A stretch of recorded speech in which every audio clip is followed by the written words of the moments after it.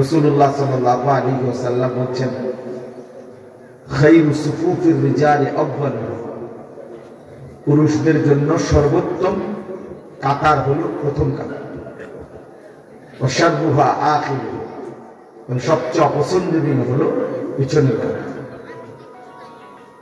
রাসূলুল্লাহ সাল্লাল্লাহু আলাইহি ওয়াসাল্লাম বলেন, লাউ তা'লামুনা মা ফিন নিদা ওয়াস সাফফিল আউয়াল, দুইটা আমলের ফজিলত যদি তোমরা বাস্তবিক অর্থে বুঝতা যে কি পরিমাণ নেকি, তাহলে তোমরা নিজেদের মধ্যে লটারি দিয়ে হলেও এই দুইটা আমল করতে চেষ্টা করবে।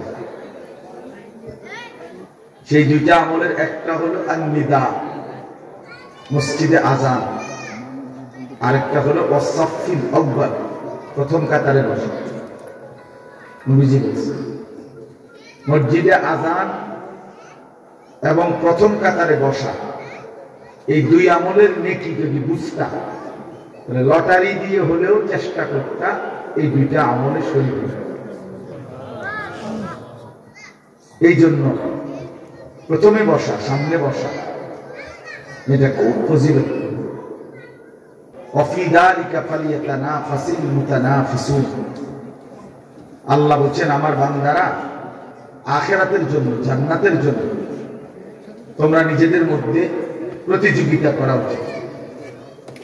অর্থাৎ প্রতিযোগিতা মানেই হলো আরেকজনকে ডিঙ্গাইয়া নিজে এগিয়ে যাওয়ার চেষ্টা, ঠিক না? কি বলে, এটারই তো প্রতিযোগিতা।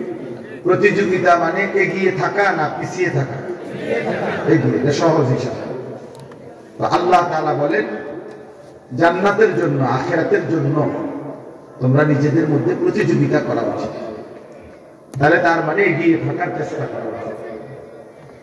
এই জন্য সব সময় এটা মনে রাখবেন, মসজিদে জুমার দিন 5 ওয়াক্ত নামাজে যথাসম্ভব প্রথম কাতারে বসার চেষ্টা করা, সাংঘাতিক ফজিলত, অনেক নেকি, অনেক নেকি, অনেক নেকি।